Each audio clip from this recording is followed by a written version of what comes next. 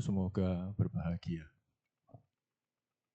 Ibu Bapak dan saudari-saudara sekalian, pada hari ini hari Minggu tanggal 13 April 2025, sungguh bahagia saya kembali ke tempat ini untuk mendapatkan tugas mengulas agama, di mana pada kesempatan kali ini sesuai dengan tema yang dipilih yaitu Parita dan Manggala Sutta. Jadi nanti saya akan mengulas mengenai Manggala Sutta, tetapi sebelumnya saya akan membahas ya mengenai ketika kita membaca Parita pada waktu ketika kita melakukan puja bakti. Begitu. Ya. Hari Kamis yang lalu dalam sebuah perjalanan ke luar kota, saya sempat ngobrol ya dengan dua orang teman saya ketika itu. Kita berbincang-bincang mengenai sebenarnya umat Buddha itu perlu ke wihara atau tidak. Perlu nggak? Perlu nggak? Apakah umat Buddha itu kalau ke wihara harus hari Minggu? Kan tidak kan? Karena tidak pernah ada aturan kan? Bahwa kita kalau ke wihara itu harus hari Minggu. Betul tidak? Bahkan tidak ke wihara pun juga tidak apa kan? Nah, tetapi ibu bapak dan saudara-saudara sekalian, kalau dalam keseharian kita itu kita melakukan apa yang kita lakukan pada waktu ketika hari Minggu di wihara, sebenarnya sudah nggak perlu ke wihara ya. Jadi kita pagi hari ya kita membaca parita, mengambil sila, kita melakukan meditasi, kemudian kita mengulang kembali dhamma, dan sepanjang hari itu kita berusaha untuk mempraktikkan dhamma. Udah nggak perlu kan sebenarnya? Masalahnya adalah, sudahkah kita melakukan itu? Tidak ya. Iya.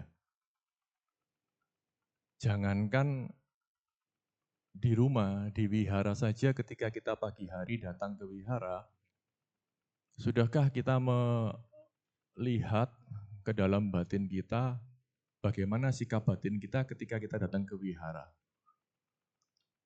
Bagaimana sikap batin kita ketika kita selama ada di wihara? Bagaimana sikap batin kita ketika kita membaca parita, ketika kita berlatih meditasi walaupun sejenak gitu ya. Kemudian bagaimana sikap batin kita ketika giliran kita mau melakukan dana berupa uang, karena dana tidak selalu uang ya, seperti itu. Bagaimana sikap batin kita ketika kita melakukan pelimpahan jasa, apakah sudah sampai sejauh itu kita melakukannya, ibu bapak dan saudara-saudara sekalian? Ini yang ingin saya coba untuk bahas sebelum kita membahas mengenai Manggala Sutta. Ya. Saya mungkin akan mulai dengan pertama kali ketika kita melakukan namaskara. Karena ketika kita memasuki ruang dhammasala, ruang untuk mendengarkan dhamma ini, biasanya kita umat Buddha begitu masuk, apa yang kita lakukan? Namaskara kan? Pada waktu ketika kita melakukan namaskara, sikap batin kita seperti apa? Berapa banyak di antara kita melakukan namaskara ya sudah langsung sujud begitu saja? Betul ya? Terpikir nggak ketika kita melakukan gerakan namaskara itu kita harus mengembangkan sikap batin yang seperti apa? Itu yang harus kita ketahui, kita ingat, dan kita lakukan. Ya. Namaskara sering pula disebut sebagai sujud 5 titik. 5 titik itu apa? Izinkan saya praktik ya. Supaya nanti ibu bapak dan saudara-saudara sekalian bisa melihat ya. Dan saya minta ibu bapak dan saudara-saudara sekalian mengambil posisi seperti yang saya lakukan. Boleh? Boleh ya. Saya menyamping ya supaya kelihatan. Karena kalau ke depan kan nggak kelihatan, saya menyamping. Kalau yang laki-laki itu seperti ini ya, kakinya. Yang laki-laki. Ya, kakinya seperti ini. Kalau yang perempuan, begini. Ya, kalau yang perempuan begini. Oke. Kemudian paha kita tidak menutup rapat, tapi juga tidak membuka lebar. Paha kita terbuka hanya kira-kira sejengkalan tangan. Sejengkalan tangan tuh mohon maaf dari sini sampai siku. Jadi segini lihat. Ya, oke. Nah, ketika laki-laki kan begini. Namaskara itu sujud 5 titik. 5 titik itu adalah 2 ini lutut, 2 itu adalah siku, dan 1 dahi. Bagi saya karena saya berkacamata, biasanya saya kalau namaskara saya melepas kacamata, tapi bukan berarti namaskara harus lepas kacamata, jelas ya. Cuman ini masalah kebiasaan. Saya biasanya melepas kacamata karena ketika saya menyentuhkan dahi saya ke lantai, terhalang oleh kacamata, saya merasa terusik, ngerasa nggak nyaman. Kenapa? Karena kacanya kadang-kadang bureng, kena tangan. Paham ya maksud saya? Jadi saya daripada ribet, jadi saya lepas. Oke? Nah kemudian bagi, tadi sudah jelas ya, posisinya ya. Laki-laki begini, perempuan begini. Oke? Kemudian kedua, paha tidak menutup rapat, tapi juga tidak terbuka lebar, kira-kira sejengkalan tangan. Nah, kemudian ketika kita bernamaskara, tangan kita di depan begini, ya. Setelah kita membacakan nama Karapata yang nanti saya akan jelaskan maknanya, baru kemudian kita beranjali.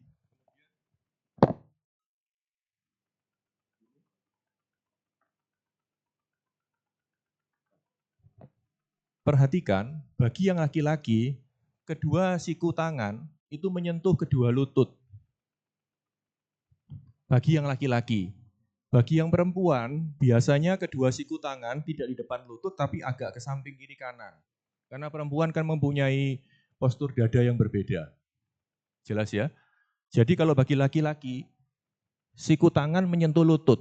Jadi tidak maju ke depan begini ya. Lihat saya, tidak seperti ini tapi menyentuh lutut. Oke? Kalau yang perempuan biasanya agak keluar. Oke? Kemudian kedua telapak tangan, saya mundur biar tidak tertutup oleh pemimpin Puja Bakti.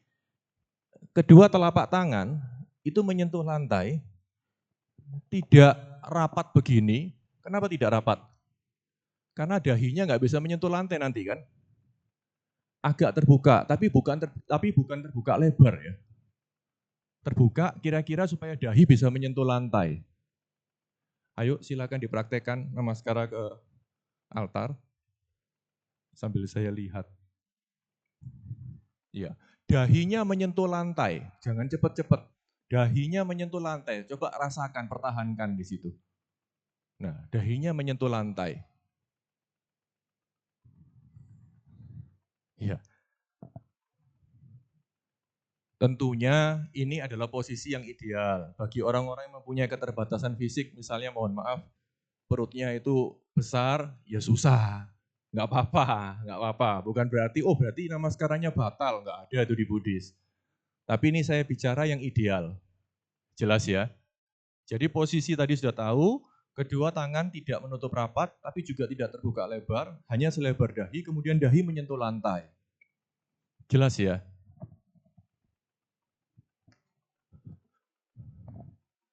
Nah, ibu, bapak, dan saudara-saudara sekalian, itu kan gerakan. Padahal tadi kita bicara sikap batin. Berarti pada waktu ketika kita melakukan gerakan itu, sikap batin kita seperti apa? Kan kita ada tuntunan tuh nama Karapata.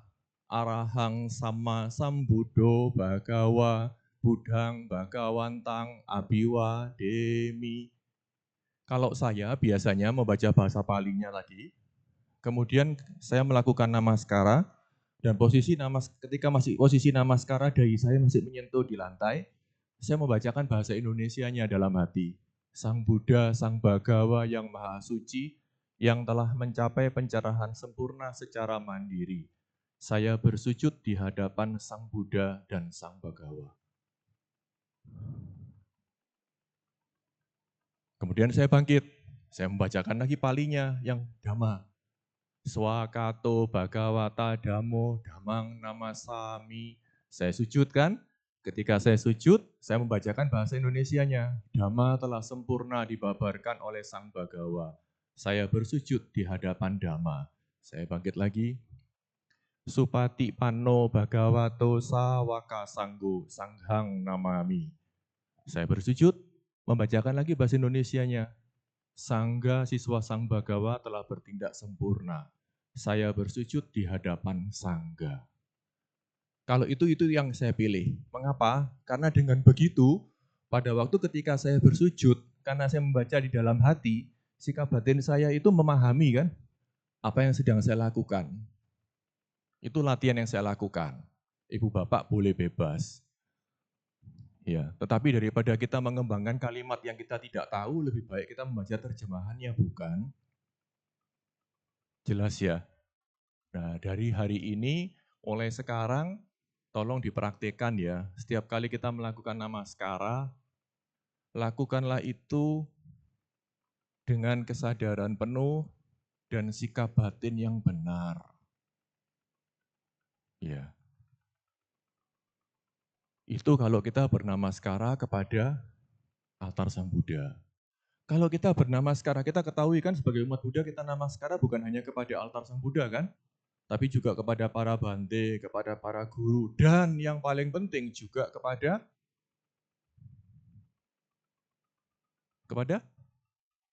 orang tua, Ibu Bapak. Nanti di Manggala Sutta kita akan bahas. Kita harus melakukan namaskara kepada orang tua bukan pada waktu orang tua sudah meninggal. Ya. Ketika orang tua masih hidup pun kita harus melakukan namaskara. Tidak bisa setiap pagi minimal apa? Pas papa mama ulang tahun, pas kita ulang tahun. Kalau kita yang Tionghoa merayakan Imlek pas Imlek, kita Buddhis pas Waisak. Ya. Atau pas bertemu sudah lama boleh juga ya melakukan namaskara. Nah, ketika kita melakukan namaskara itu juga sama, gerakan kita jangan gerakan terus selesai gitu. Tapi ketika kita melakukan itu, lakukanlah gerakan itu dengan mengembangkan sikap batin yang luhur. Kalau kita bernamaskara kepada orang tua, ya kita mengucapkan terima kasih bahwa orang tua telah melahirkan kita, membesarkan kita, dan mendidik kita. Jelas ya sampai di sini ya untuk urusan namaskara dulu ya. Nah, saya minta apa yang saya ulas ini, Ibu Bapak dan saudara-saudara sekalian dapat mengingat supaya kemudian dapat melaksanakan. Penting sekali bagi kita umat Buddha, karena sungguh tidak banyak umat Buddha ketika melakukan namaskara, betul-betul melakukannya dengan sikap batin yang baik. Hanya tek selesai gitu. Kadang-kadang namaskaranya cuma posisi gini, mohon maaf, hanya tangannya gini aja langsung bangkit lagi gitu ya. Ya, jadi tolong ini bisa dipahami. Kemudian yang kedua, setelah itu kan ada kata-kata pemimpin puja bakti membacakan puja gata itu kan. Yamamha kumayang bagawantang sarnanggata yono bagawa sata ya sejak mayang bagawato damang rojema imehi sakarehi tang bagawantang sasa damang sasawaka sanggang abik pujayami. Kami menghormat kepada Sang Bagawa. Kepada Sang Bagawa kami melakukan penghormatan itu. Nah, pada waktu ketika pemimpin puja bakti membacakan itu, kita seyogianya juga melakukan penghormatan dalam bentuk anjali begini ya. Ya.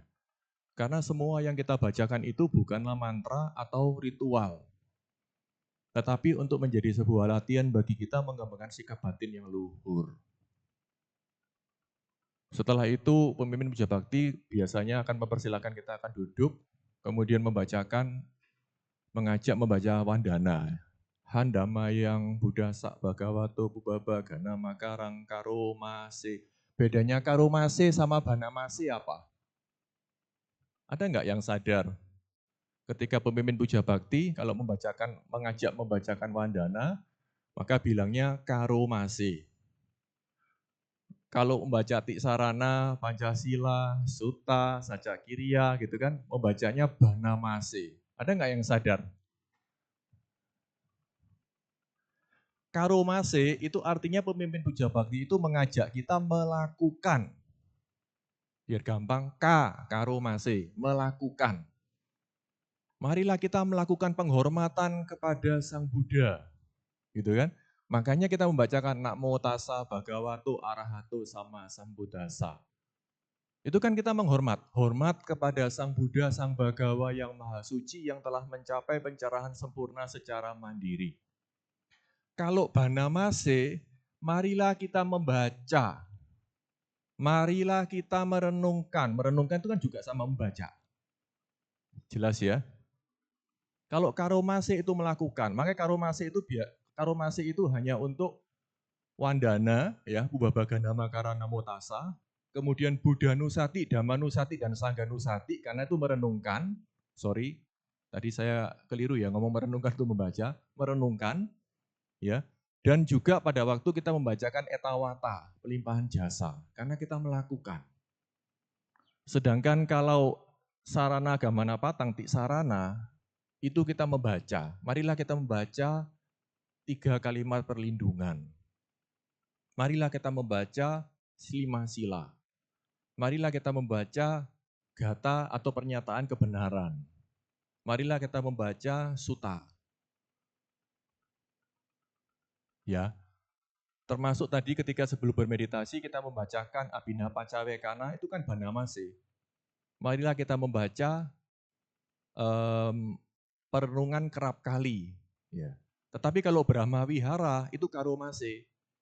Karena marilah kita melakukan perenungan terhadap Brahma Wihara, sikap-sikap Brahma Wihara, metta, karuna, mudita, dan UPK. Ya. Oke. Kemudian berikutnya adalah tiksarana.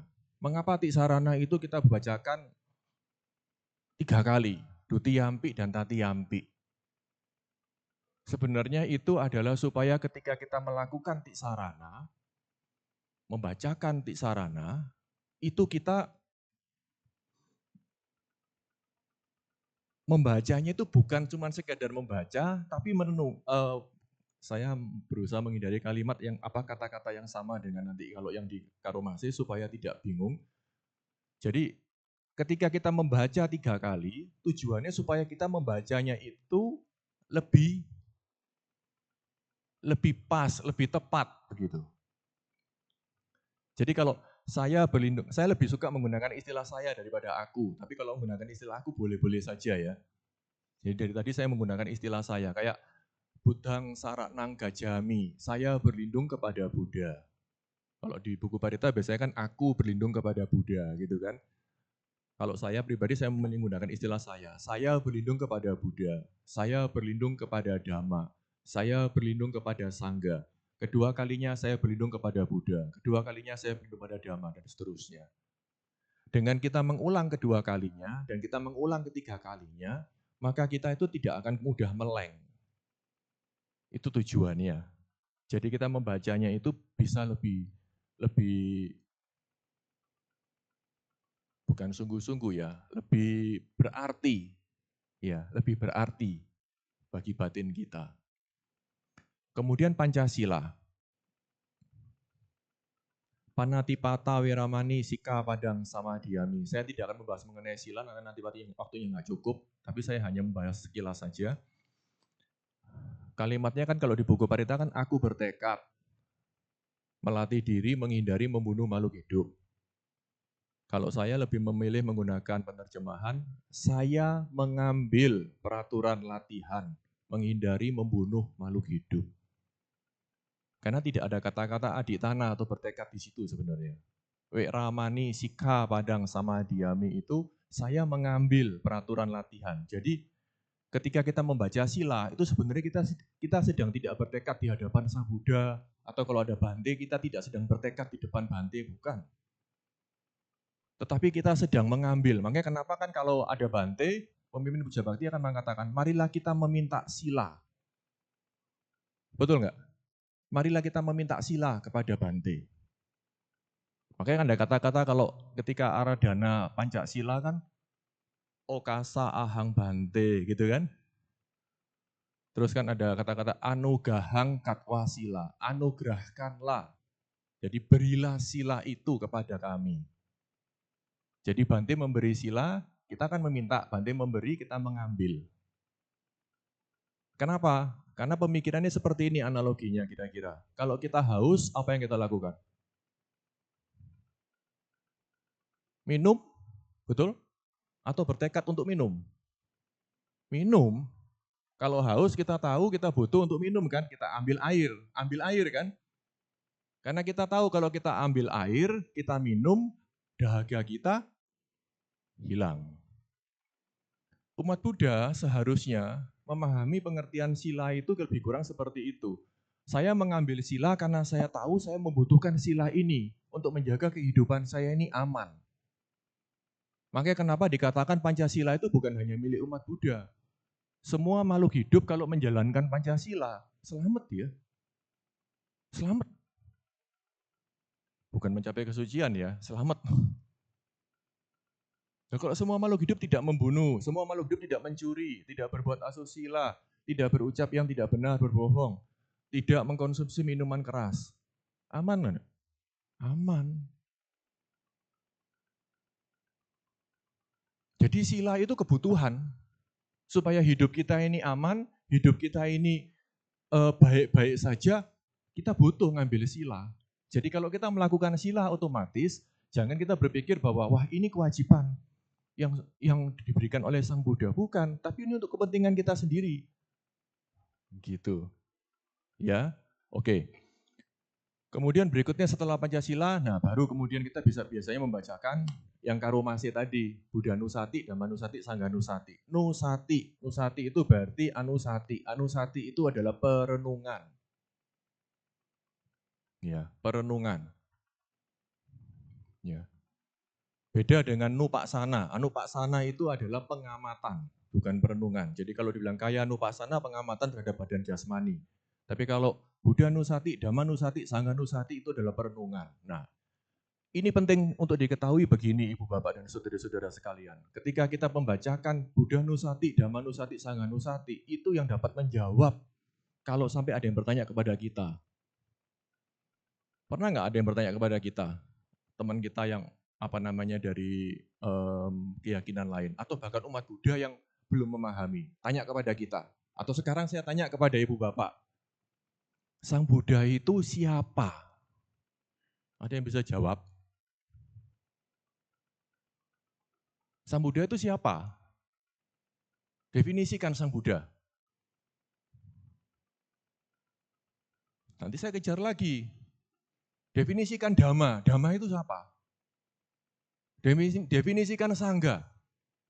Ibu Bapak dan saudara-saudara sekalian, setiap hari Minggu kita baca Buddha Nusati, Dhamma Nusati, Sangha Nusati, tapi kita masih belum juga memahami itu loh definisi Tiratana Buddha Dhamma dan Sangha, 969. Buddha Nusati itu ada 9 kualitas Sang Buddha. Kan dikatakan kalau bahasa Palinya kan, iti piso bagawa arahang sama Sang Buddho, bagawantang iti piso bagawa arahang sama Sang Buddho. Ya. Terjemahannya, 9 kualitas Sang Buddha. Demikianlah Sang Bagawa. Beliau adalah yang maha suci. Satu, yang maha suci. Yang telah mencapai pencerahan sempurna secara mandiri. Sempurna pengetahuan serta tindak tanduknya. Sempurna menempuh jalan kenibana. Pengetahu segenap alam. Pembimbing manusia yang tiada taranya. Guru para dewa dan manusia. Yang sadar, yang patut dimuliakan. 9. Jadi kalau ada yang bertanya atau bahkan kita sendiri yang bertanya, Sang Buddha itu apa ya? 9 ini loh. Sang Buddha itu adalah yang maha suci, yang telah mencapai pencerahan sempurna secara mandiri, sempurna pengetahuan serta tindak tanduknya, sempurna menempuh jalan ke nibbana, pengetahu segenap alam, pembimbing manusia yang tiada tara, guru para dewa dan manusia yang sadar, yang patut dimuliakan. Dhamma itu apa? Dhamma telah sempurna dibabarkan oleh Sang Bagawa, terlihat amat jelas, tak bersela waktu, mengundang untuk dibuktikan, patut diarahkan ke dalam batin, dapat diselami oleh para bijaksana dalam batin masing-masing. Itu loh 6 kualitas dhamma. Sangga. Sangga siswa Sang Bagawa telah bertindak baik. Sangga siswa Sang Bagawa telah bertindak lurus. Sangga siswa Sang Bagawa telah bertindak benar. Sangga siswa Sang Bagawa telah bertindak patut. Mereka adalah 4 pasang makhluk terdiri dari 8 jenis makhluk suci. Mereka disebut Arya Sangga, yaitu makhluk-makhluk yang telah mencapai Sotapati Maga dan Pala, Sakadagami Maga dan Pala, Anagami Maga dan Pala, dan Arahata Maga dan Pala.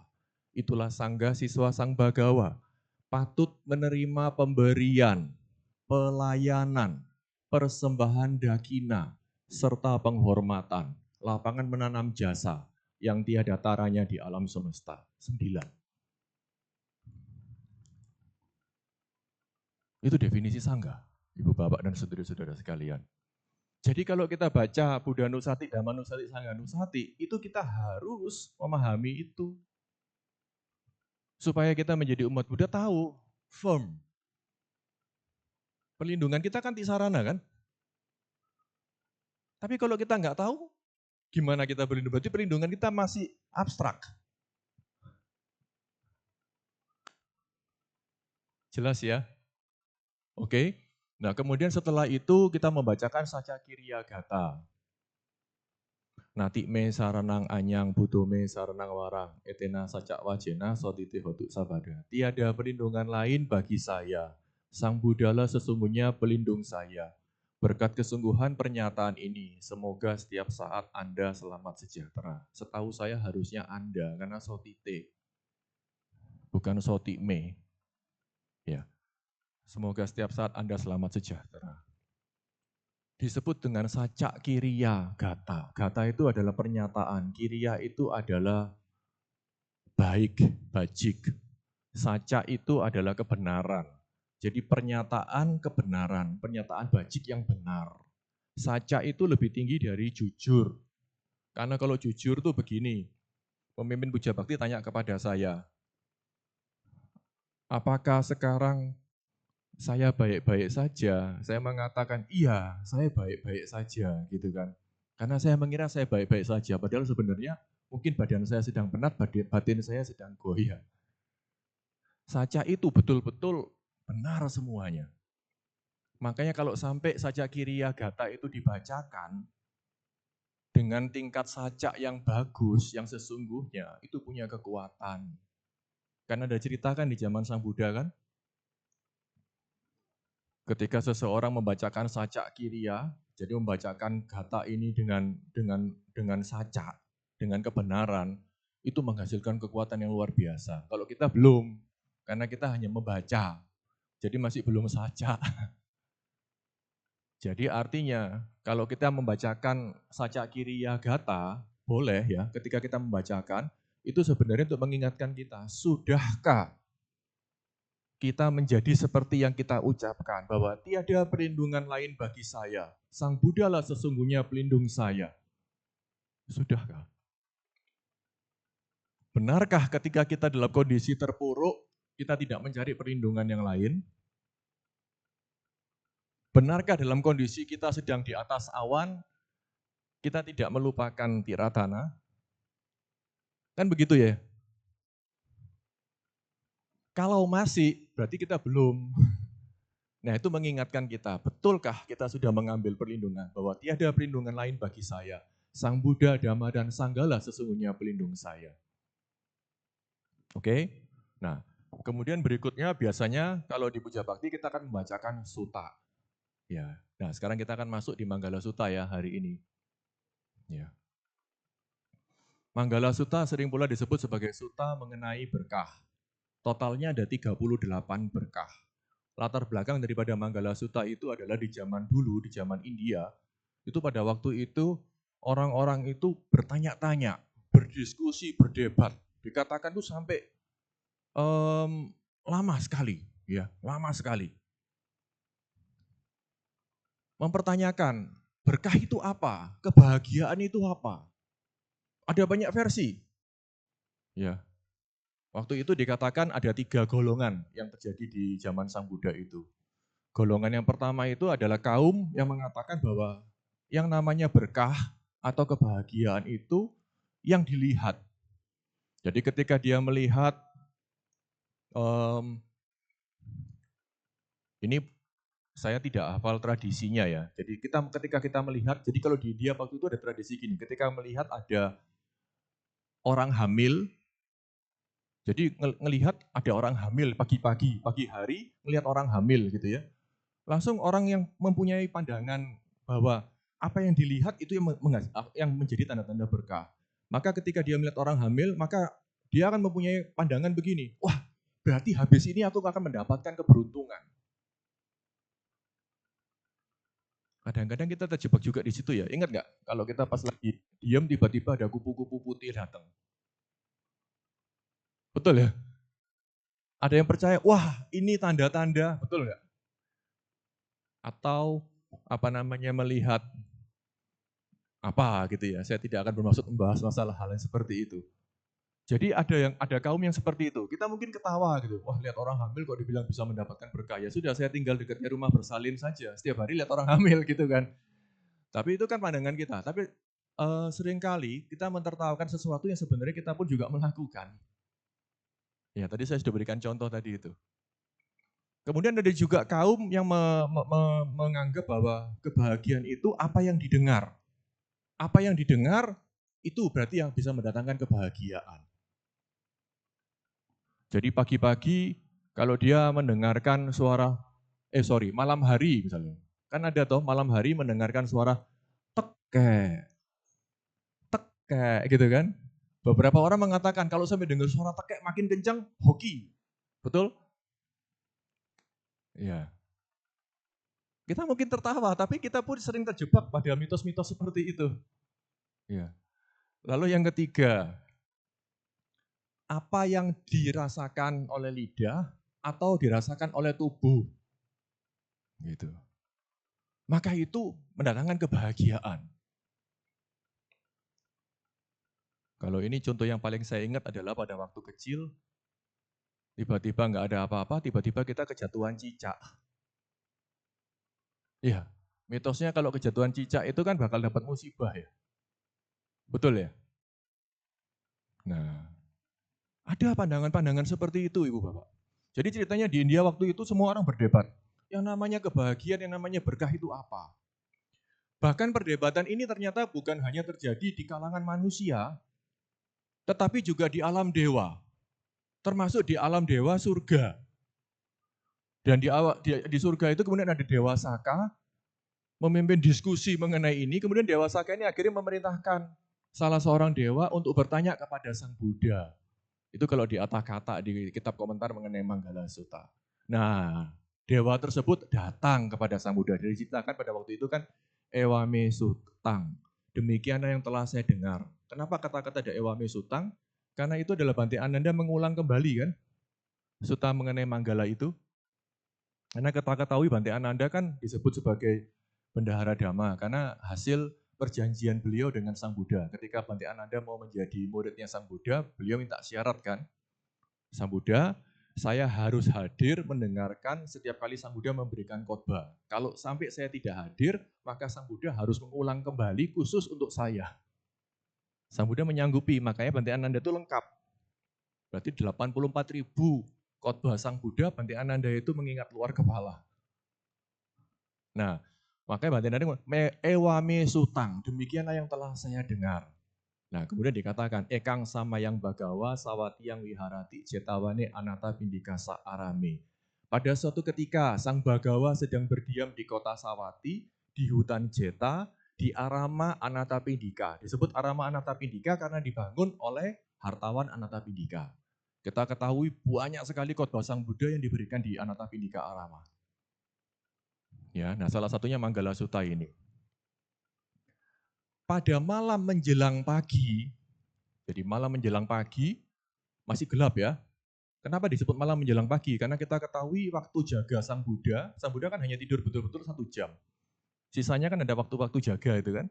Nah, ketika malam menjelang pagi itu Sang Buddha giliran memberikan khotbah atau pengajaran kepada para dewa. Jadi berarti para dewa ini datangnya pada waktu yang tepat kan. Nah, ketika malam menjelang pagi ada sesosok dewa datang menghampiri beliau.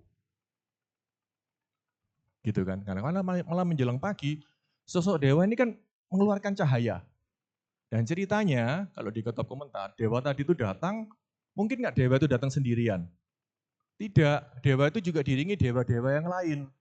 Nah, karena masing-masing dewa itu mengeluarkan cahaya yang luar biasa, maka dikisahkan seluruh hutan Jetawana itu menjadi terang benderang. Makanya dikatakan di situ kan, pada malam menjelang pagi, sosok dewata datang menghampiri beliau dengan tubuh yang cemerlang sehingga membuat segenap hutan Jeta terang benderang. Dewata itu kemudian memberi hormat. Ketika selesai memberi hormat, berdiri di satu sisi. Setelah itu dewata itu mengucapkan syair berikut ini gitu kan. Bahu dewa manu saca manggalani acintayung akan kamana sotanang bruhi manggala mutamang. Banyak dewa dan manusia mendambakan kesejahteraan, memikirkan mengenai berkah. Mohon paparkanlah apa itu berkah yang tertinggi. Jadi dewa ini mohon, karena kan diutus oleh Dewa Saka. Memohon kepada Sang Buddha, banyak dewa dan manusia itu berdebat, tanya cari tahu mengenai berkah. Mohon Sang Buddha bisa berkenan menceritakan apa itu berkah yang tertinggi. Gitu. Kemudian Sang Buddha menjawabkan 38 pokok-pokok itu. Apa itu saja begini. Asewana cak balanang, panditanan cak sewana, puja cak pujanianang, etamanggala mutamang.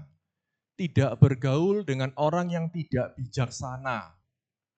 Apa itu orang yang tidak bijaksana? Saya lebih menggunakan istilah orang tidak bijaksana daripada orang dungu.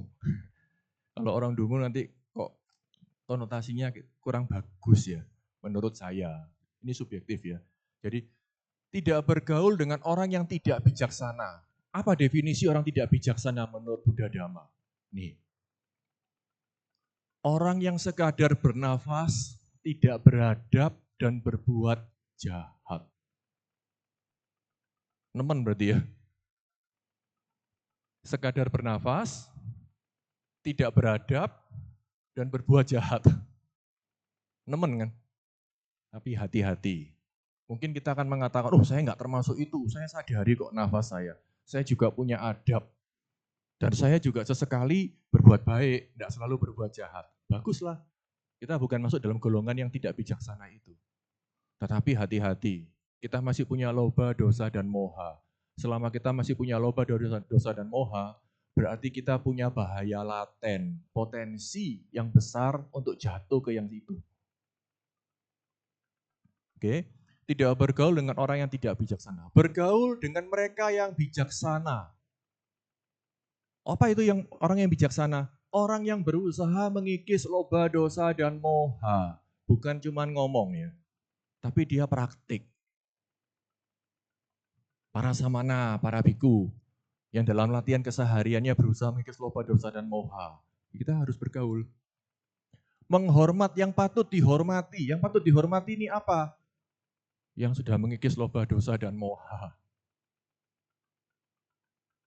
Kalau kita cermati dari alinea pertama tadi, asewana cak balanang panditanan cak sewana, puja cak pujanianang eta manggala mutamang. Kan baru 3 deh. Kenapa kok nomor 1 tidak bergaul dengan orang yang tidak bijaksana? Kenapa kok nomor 1? Nomor 2-nya baru bergaul dengan orang yang bijaksana, nomor 3-nya menghormat yang patut dihormat. Ini luar biasa Ibu Bapak dan saudara-saudara sekalian. Tidak bergaul dengan orang yang tidak bijaksana. Itu ingat nggak? Kalau kita baca Itisari Ajaran Sang Buddha. Saba papasa akaranang. Kusala supa sampada. Sacita pariyo dapanang. Eta manggala mutamanti. Tidak bergaul, bukan tidak bergaul. Tidak melakukan segala bentuk kejahatan. Melakukan kebajikan. Membersihkan batin. Itulah ajaran para Buddha. Nomor 1-nya apa? Tidak melakukan kejahatan. Kenapa? Kita riset dulu. Kalau kita lihat lagi di dalam Samawayama, daya upaya benar. Anurakana padana, pahana padana, sangwara padana, dan bawana padana. Anurakana padana. Tidak melakukan perbuatan buruk yang belum dilakukan. Betul tidak? Jadi ada perbuatan buruk yang belum dilakukan, jangan dilakukan. Nomor 2, menghentikan hal buruk yang sudah atau sedang dilakukan. Yang buruk dulu loh. Baru setelah itu sangwara padana, menumbuhkan hal baik yang belum kita lakukan. Bawana padana, mengembangkan hal baik yang sudah atau sedang kita lakukan. Nomor 1 tadi juga gitu, tidak bergaul dengan orang yang tidak bijaksana, kita riset dulu. Jadi kalau selama ini kita berkawan, berkumpul dengan mereka-mereka yang tidak baik, segera kita harus menarik diri. Mengapa? Supaya kita tidak ketularan, betul.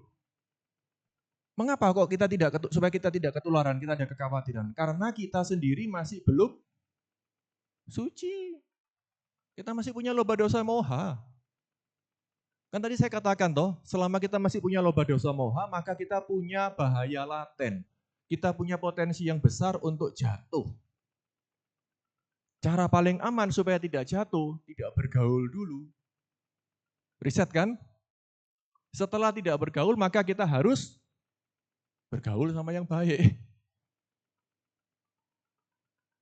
Oke ya, itu 3 yang pertama. Kemudian, pati rupa desa wasocak pubecak kata punyata atas sama panidicak eta manggala mutamang. Bertempat tinggal di tempat yang sesuai. Bertempat tinggal di tempat yang sesuai itu definisinya apa?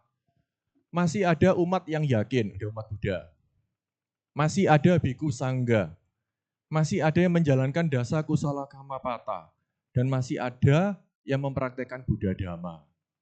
Menjalankan dasa kusala kamapata itu apa? 10 kebajikan, yaitu badan jasmani, ucapan, dan pikiran. Badan jasmani itu apa? Terdiri atas apa? Tidak membunuh, tidak mencuri, tidak berbuat asusila. Ucapan tidak berbohong, tidak berlidah bercabang, mengadu domba.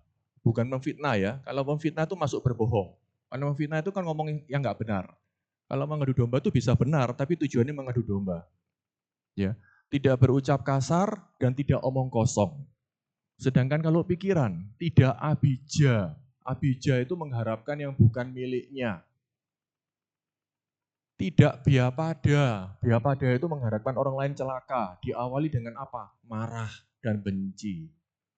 Mengharapkan orang lain celaka itu tidak selalu harus ekstrim. Semoga dia meninggal. Tapi mengharapkan misalnya begini, dia itu ya jahat sekali ya. Belum tahu kalau dia nanti kena akibatnya. Itu sama dengan biapada. Berapa banyak di antara kita yang melakukan itu? Cukup banyak, hati-hati. Dan yang terakhir, samaditi alias mempunyai pandangan benar, tidak micaditi pandangan salah. Selama lingkungan kita itu masih ada umat Buddha, masih ada biku sangga, masih ada yang menjalankan dasa kusala kamapata, dan masih ada yang praktek dhamma, itu adalah tempat tinggal yang sesuai. Indonesia tempat yang sesuai tidak? Masih ya, masih. Mungkin nggak 100% tapi masih. Itu nomor 4 ya, bertempat tinggal di tempat yang sesuai. Memiliki timbunan kebajikan di masa lampau. Ini penjelasannya sebenarnya adalah bukan memiliki timbunan saja, tapi gini. Melakukan banyak perbuatan baik sehingga memiliki timbunan kebajikan di masa lampau. Kan timbunan kebajikan itu muncul kalau kita banyak melakukan perbuatan baik kan di masa lampau. Jadi artinya apa? Saat ini akan menjadi masa lampau bagi besok kan. Berarti apa yang kita lakukan sekarang? Berbuat baik. Timbun kebajikan sebanyak mungkin. Ya. Kemudian memiliki aspirasi yang benar, nomor 6. Memiliki aspirasi yang benar itu maksudnya apa? Menuntun diri ke arah yang benar. Gimana kita bisa menuntun diri ke arah yang benar kalau kita nggak punya aspirasi benar? Aspirasi itu benar tuh begini. Saya tahu hidup ini adalah anicca, duka. Berarti saya harus segera memanfaatkan segenap potensi yang saya miliki saat ini untuk berjuang supaya saya segera bisa dapat mengikis loba dosa dan moha. Ini kan aspirasi kan? Kalau kita mempunyai aspirasi seperti itu, maka kita akan aplikasikan dalam kehidupan kita sehari-hari dalam bentuk praktik. Mungkin setiap pagi kita akan mulai mencoba, mulai sekarang saya akan mengulang membacakan sila. Supaya saya mengingat sepanjang hari, pentingnya saya untuk memegang sila. Saya akan mulai untuk melakukan meditasi sepanjang hari, bukan hanya pada waktu pagi hari duduk, tapi sepanjang hari. Ketika saya berucap, ketika saya berjalan, ketika muncul marah, ketika muncul sedih, muncul senang, segera saya sadari. Sehingga tidak berlarut-larut. Meditasi itu bukan hanya pada waktu duduk bersila ya Ibu Bapak dan saudari-saudara sekalian. Begitu pemimpin Puja Bakti mengatakan meditasi selesai, langsung kita ubah posisi, sudah kita lepas dari sati kita lepas. Eman, justru harusnya ketika dibilang selesai itu selesai duduknya. Tapi satinya tetap pertahankan. Jadi kita misalnya mau ngambil pindah posisi, mau apa, tetap dengan sati. Ya, itu yang keenam, oke? Kemudian bahu sacancak si pancak winayo cak susikito subhasita cak yawaca etamanggalamu tamang. Memiliki pengetahuan dhamma dan keterampilan tidak merugikan pihak lain. Terlatih baik dalam kedisiplinan, bertutur kata dengan baik. Nah, yang ketujuh, memiliki pengetahuan dhamma. Kalau kita memiliki pengetahuan dhamma, itu dapat kita jadikan sebagai modal awal menuntun kita ke arah yang baik. Bagaimana kita bisa menjalankan sila kalau kita nggak tahu mengenai sila?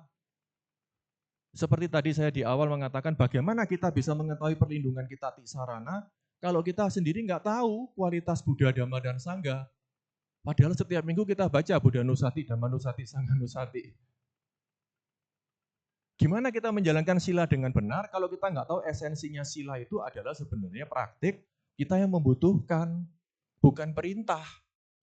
Kenapa kamu membunuh? Disuruh Sang Buddha. Kenapa kamu tidak membunuh? Disuruh Sang Buddha. Bukan, saya tidak membunuh karena saya tahu itu tidak bagus. Kenapa? Karena saya nggak mau dibunuh. Pernah nggak ada yang punya anak kecil nggak tahu ada semut di kuenya, semutnya dipites sampai mati. Orang tua ketika mendidik anaknya bilang, jangan membunuh semut. Terus anaknya tanya, kenapa Pak? Kok nggak boleh dibunuh? Masa kita sebagai umat Buddha menjawab, iya jangan membunuh. Kalau membunuh itu melanggar sila. Itu karma buruk gitu kan. Harusnya kita memberikan pengertiannya bukan begitu. Memberikan pengertiannya begini. Kasihan kalau semut itu kamu bunuh. Coba kalau semut itu misalnya punya anak. Anaknya sedih nggak kalau mamanya dibunuh? Ya sedih. Coba kalau misalnya semut itu sendiri adalah anak, dia punya mama. Mamanya sedih nggak anaknya dibunuh? Sedih.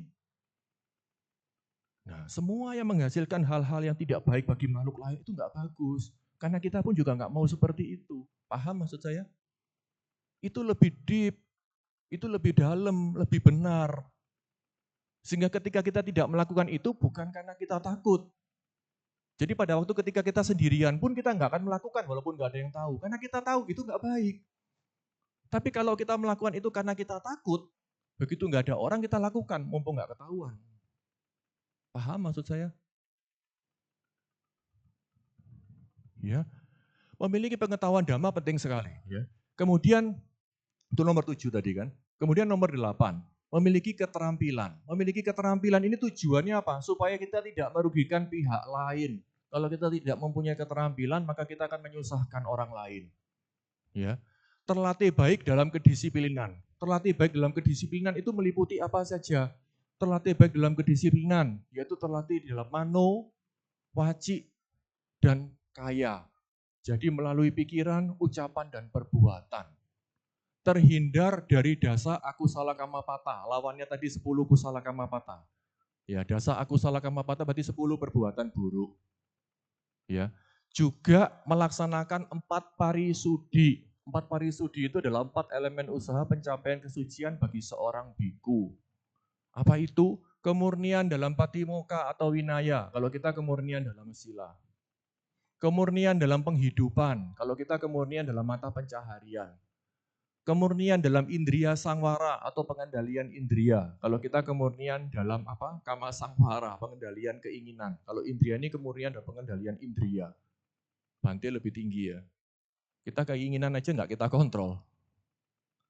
Ya. Kemudian yang terakhir kemurnian dalam menggunakan kebutuhan hidup. Itu adalah terlatih baik dalam kedisiplinan. Kemudian yang terakhir yang ke-10, bertutur kata dengan baik. Bertutur kata dengan baik ini sangat penting ternyata ibu bapak dan saudari-saudara sekalian. Banyak di antara kita memudahkan atau bahasa Jawanya gampangkan. Kita suka ngomel-ngomel, kata-kata kita kasar, kemudian kita minta orang lain harus ngerti. Saya ini ya begini orangnya, bawaanku memang kasar, tapi hatiku baik. Kalau sebagai umat Buddha, setelah kita mengetahui bertutur kata dengan baik, harusnya kita belajar kebiasaan-kebiasaan yang buruk, kita sudah tahu itu buruk, walaupun teman-teman kita bisa memahami, ya kita harus perbaiki kan. Jangan kita meminta sekitar kita itu yang harus memahami. Kan ada kan orang yang sedikit-sedikit mengeluarkan kata-kata mutiara gitu kan. Bukan mutiara dalam artian yang sebenarnya, mutiara yang kebalikannya gitu kan. Ada juga yang kata-katanya kasar gitu kan.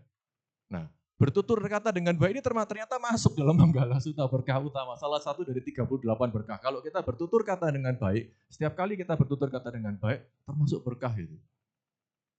Nomor 10 itu. Nah, untuk bisa berlatih itu memang butuh sati. Makanya dikatakan Manggala Sutta itu mulai dari awal nomor 1 sampai nomor 38 nanti, semakin lama tuh semakin naik levelnya. Ya, semakin lama tuh semakin naik. Nanti kita lihat. Itu nomor 10 ya. Kemudian nomor 11. Mata pitu upatanang putak darasa sanggaho anakula cak kamanta etamangala mutamang. Merawat ayah dan ibu, menunjang istri dan anak, bekerja bebas dari kekusutan. Itulah berkah yang tertinggi. 11, 12, 13. Merawat ayah dan ibu. Ayah dan ibu itu, ya, kalau di dalam Anguttara Nikaya 1, nomor 161, itu dikatakan di situ. Ada 2 orang di dunia ini yang tidak akan pernah terbalas jasanya. Sang Buddha mengatakan, itu adalah ayah dan ibu. Walaupun kita menjunjung ayah dan ibu kita di punggung, kemanapun kita pergi kita junjung, bukan cuma gendong, junjung. Kita hidup selama 100 tahun, ayah dan ibu kita junjung. Tidak bisa membalas jasa. Walaupun kita ngelus-ngelus, membasuh tangan sama kakinya dengan ramuan-ramuan gitu kan.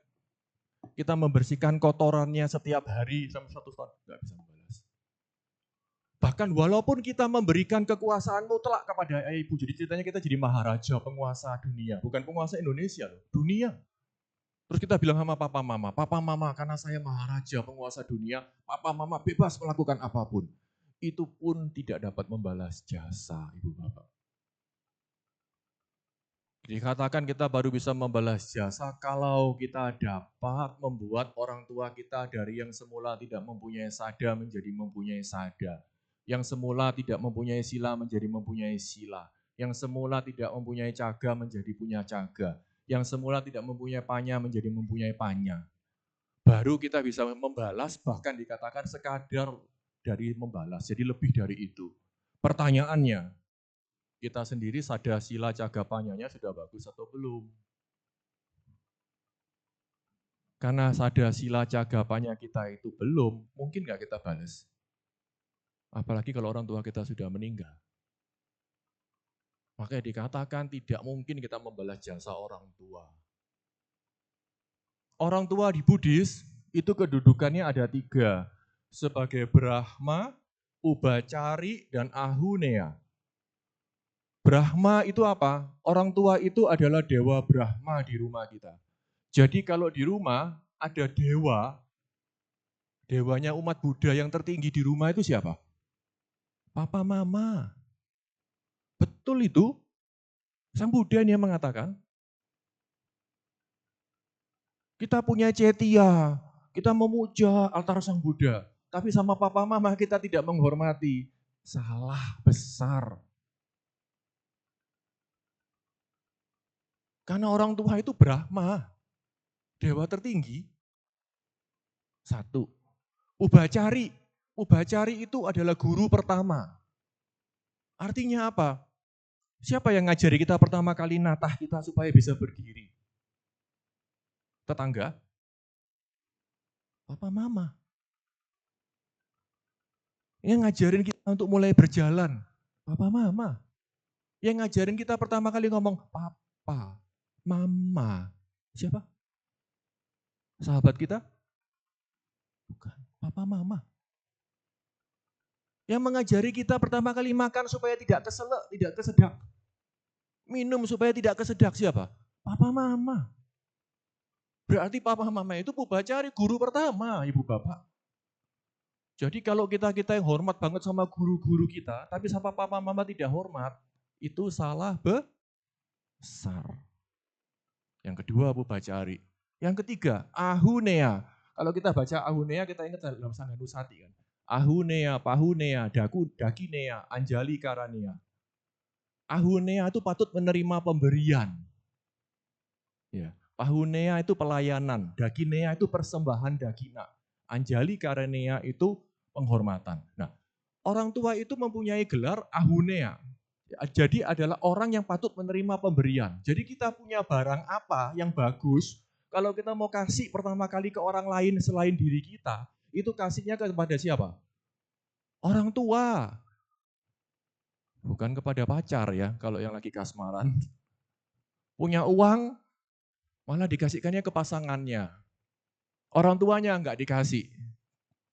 Ini salah besar. Ahunea, jadi patut menerima pemberian. Ya, itu gelarnya orang tua. Brahma, Pubacari, Ahunea. Nah, tadi katakan kan menyokong orang tua. Menyokong orang tua itu bagaimana? Satu, menunjang ayah dan ibu. Jadi kalau ayah dan ibu masih hidup, kita harus menunjang kehidupannya, kebutuhan hidupnya. Dua, menjalankan tugas sebagai anak yang baik. Tiga, menjaga nama baik dan tradisi keluarga yang baik. Empat, menjadi pewaris yang baik. Dan yang kelima, melakukan patidana jika orang tua telah meninggal dunia. Jadi umat Buddha itu kewajibannya tidak berhenti hanya ketika orang tua masih hidup. Begitu orang tuanya meninggal, kan sudah meninggal. Ya sudah, kan katanya lahir kembali. Loh, kalau lahir kembali sebagai manusia selesai tugas saya. Oh tidak, tugas kita masih berlanjut. Melakukan patidana, pelimpahan jasa. Itu berkah yang ke-11. Ya, menunjang ayah dan ibu. Kemudian yang kedua, yang 12, menunjang istri dan anak. Ya, menunjang istri dan anak. Menunjang istri. Ini kalau mau diterjemahkan supaya rata, bukan cuma menunjang istri ya, juga menunjang suami ya. Ya, jadi pokoknya pasangan. Menunjang istri itu apa? Setia, tidak selingkuh. Menghormati, tidak melecehkan. Jadi yang suka membuli pasangannya hati-hati. Ya. Ya, menghormati, tidak melecehkan. Mendelegasikan wewenang. Berbagi wewenang, tanggung jawab. Dan memberinya perhiasan. Perhiasan itu berarti artinya berusaha untuk memberikan hiburan. Ya, bukan cuma sekedar kecukupan tapi juga hiburan. Ya. Menunjang anak. Ya, jadi istri dan anak ini masuk ke 12. Jadi 12 ini berkah yang ke-12 itu menunjang istri dan anak. Menunjang anak itu definisinya apa? Menghindarkan ia dari kejahatan. Mengarahkannya pada kebaikan. Memberinya keterampilan. Sehingga bisa memisahkan mana yang baik dan mana yang jahat. Kalau yang pertama, kedua ini kan kita preventif. Tapi kita juga harus kasih yang ketiga, keterampilan. Supaya anak ini bisa memilah-milah mana yang baik yang tidak. Kemudian yang keempat, memilihkan pasangan yang sesuai. Bukan berarti memaksakan jodoh seperti zaman Siti Nurbaya ya. Tapi memilihkan itu wajib. Orang tua itu wajib untuk menyortir kalau ngelihat, oh anaknya sudah mulai punya pasangan gitu kan. Nggak bisa kita bilang, kan bukan zamannya lagi, terserah kamu. Oh tidak, kita wajib itu.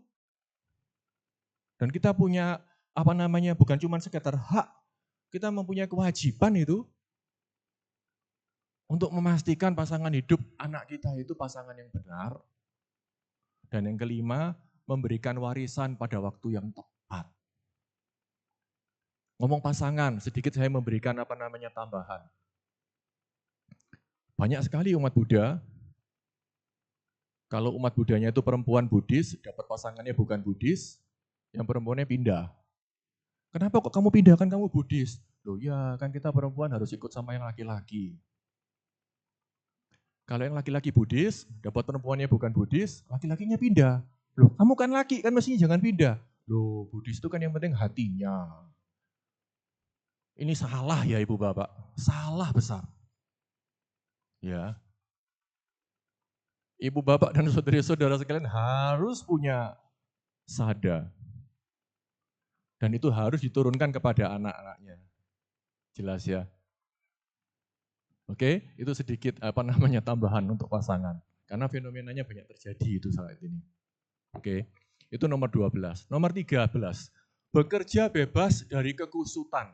Bebas dari kekusutan itu apa?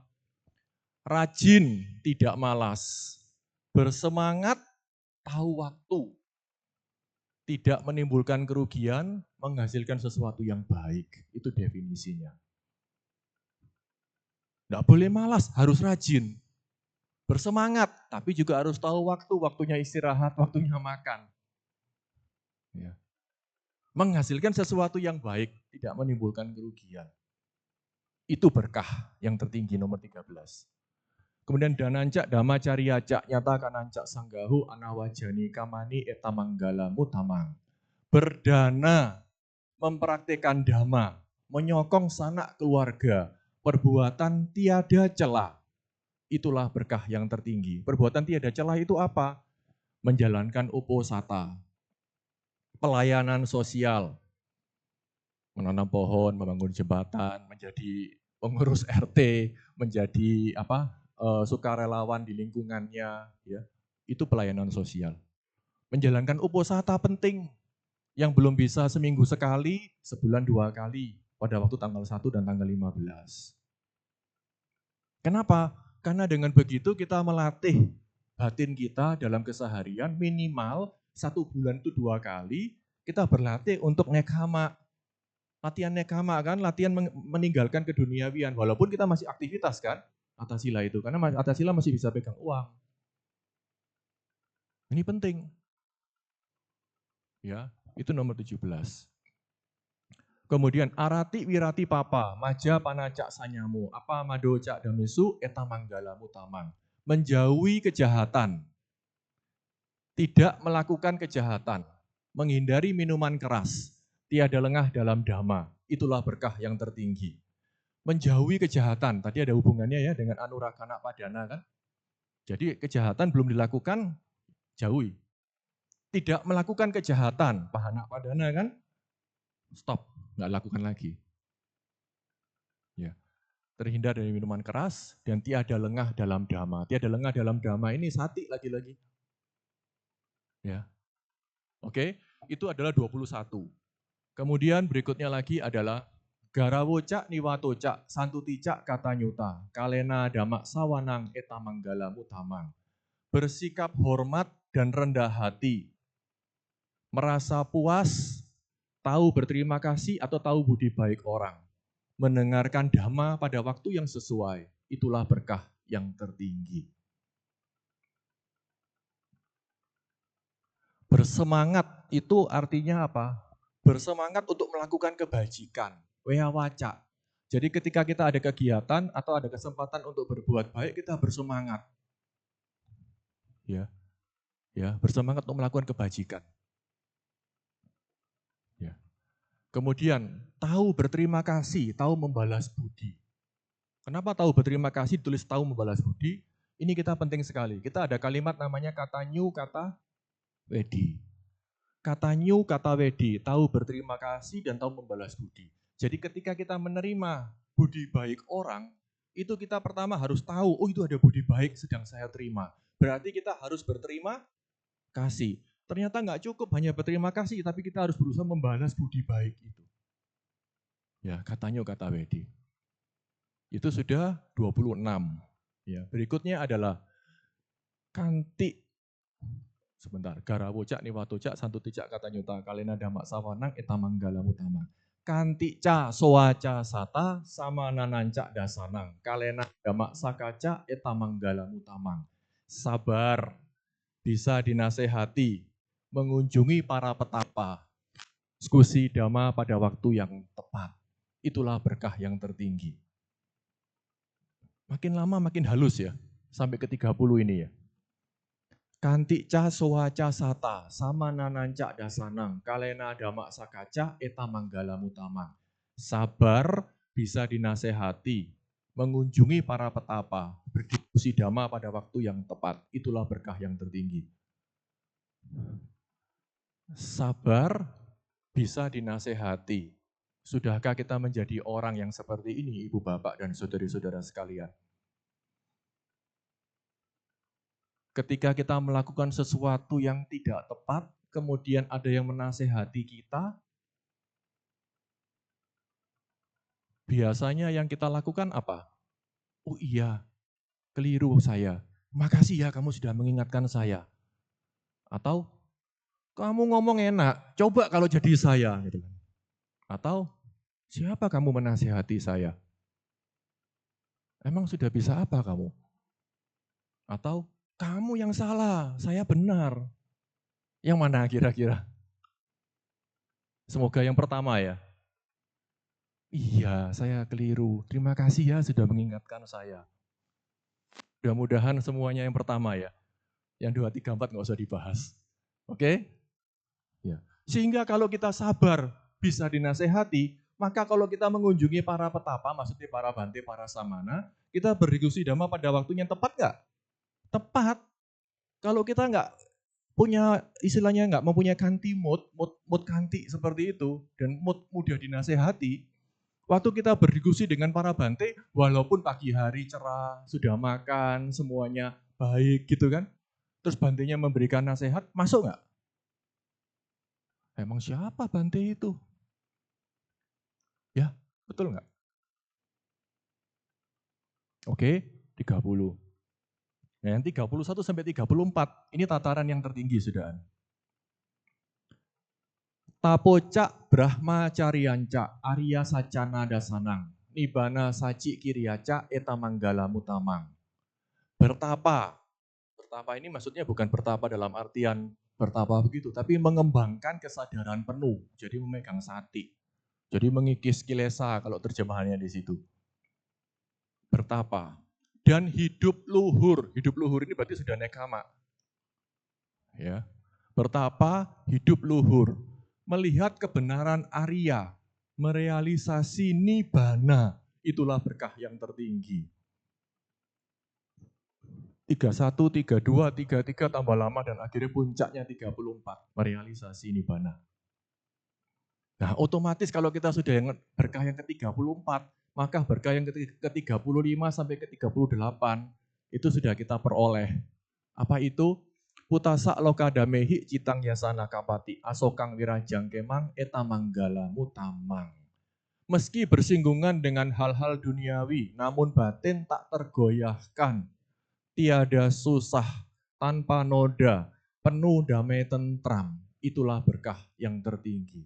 Karena sudah merealisasi nibbana, jadi bersinggungan dengan hal-hal duniawi sehari-hari, batin sudah tak tergoyahkan. Tiada susah, tanpa noda, penuh damai tentram. Itulah berkah yang tertinggi.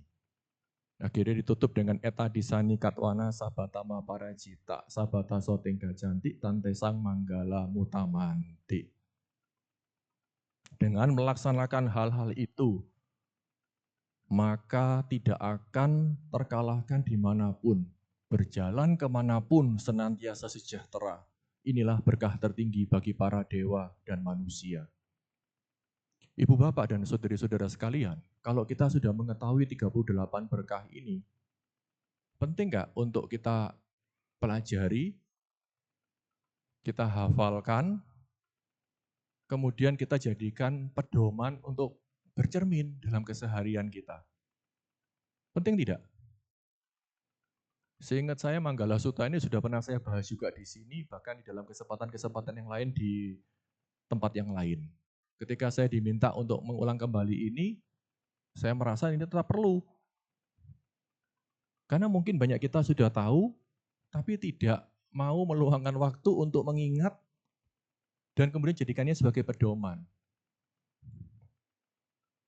Penting ya. Nah, mudah-mudahan setelah mengetahui ini, maka nanti ibu bapak dan saudara-saudara sekalian mulai mencari tahu lebih dalam, supaya bisa dijadikan sebagai pedoman untuk kita melaksanakan dalam keseharian. Nah, demikian mengenai Manggala Sutta. Kemudian yang terakhir, setelah Manggala Sutta biasanya kan kita melakukan meditasi. Jadi ini kembali lagi pembahasan mengenai parita lagi ini. Selesai membacakan sutta, biasanya kita membacakan Abhinha Pacawekana, ya kan?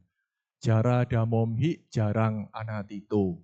Saya wajar mengalami usia tua, saya belum mengatasi usia tua. Biadi damomhi biading anatito. Saya wajar menyandang penyakit, saya belum mengatasi penyakit.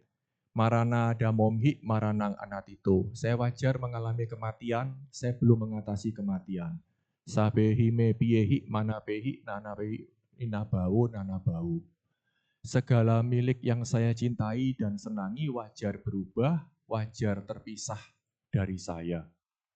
Kama sakomhi, saya adalah pemilik kama saya sendiri. Kama dayado, mewarisi kama saya sendiri.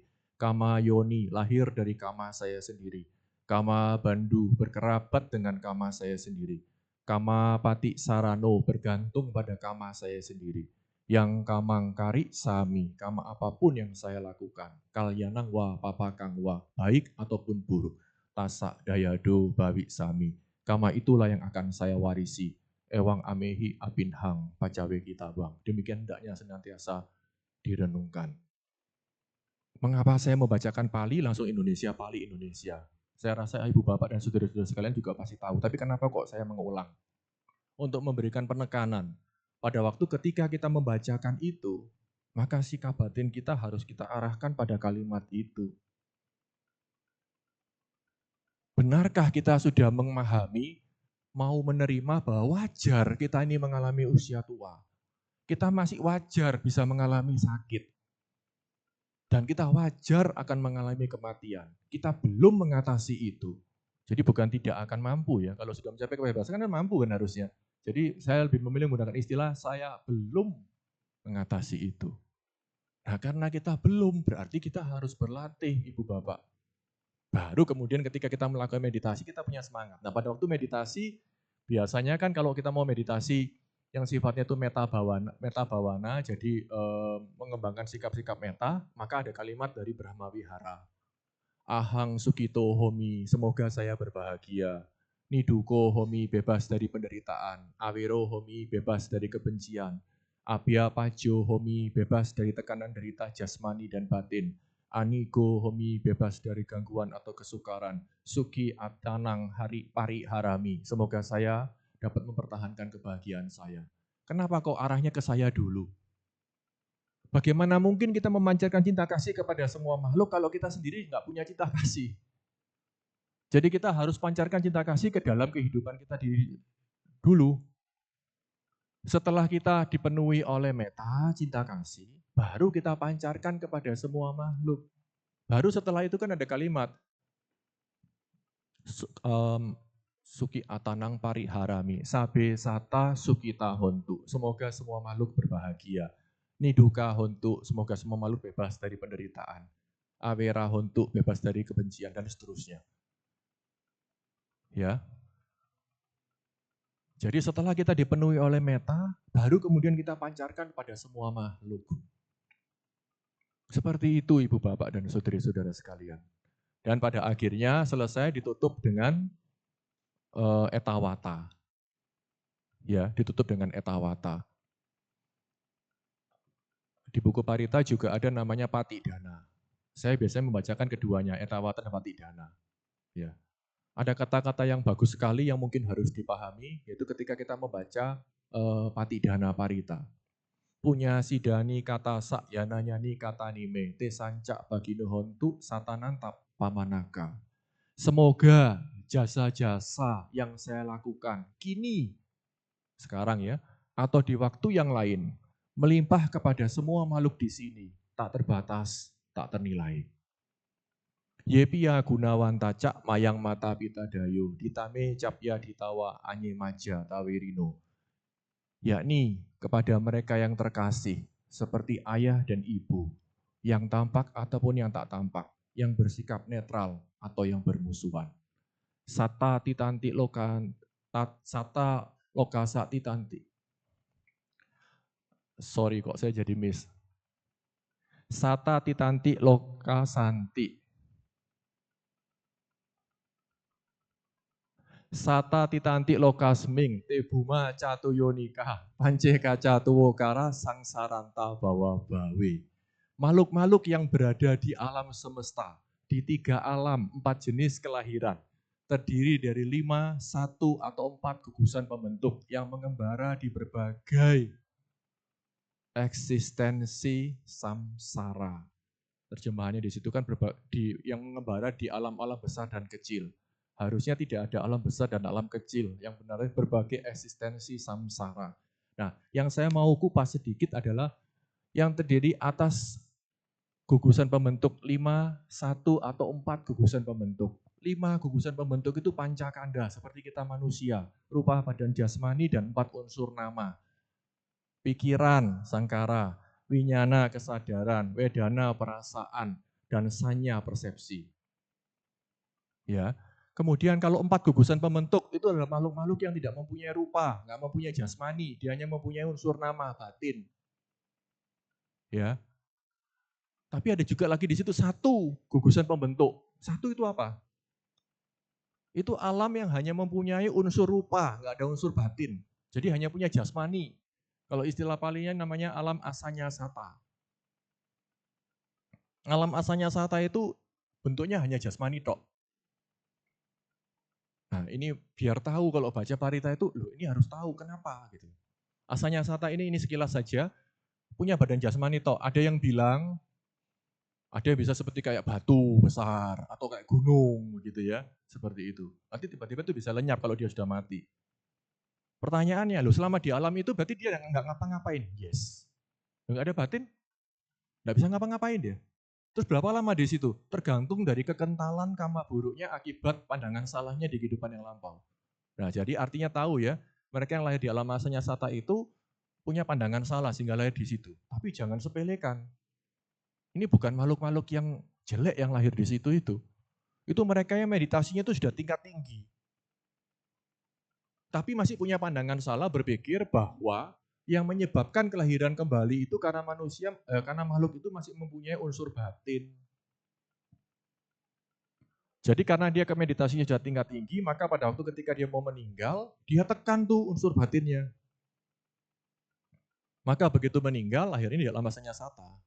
Pandangan salahnya makin kuat, ya di situnya lebih lama. Gambarannya kira-kira begitu. Oke. Tebuma catuyonika panceka catuwo kara sangsaranta bawa bawe. Kemudian nyatangye pati daname anomo dantu te sayang ye cimang napak jananti dewa tesang niwe dayung. Semoga dengan persembahan jasa-jasa dari kebajikan yang telah saya lakukan ini, setelah mengetahuinya mereka turut bersuka cita. Kepada mereka yang tidak mengetahui, semoga para dewa memberitakannya.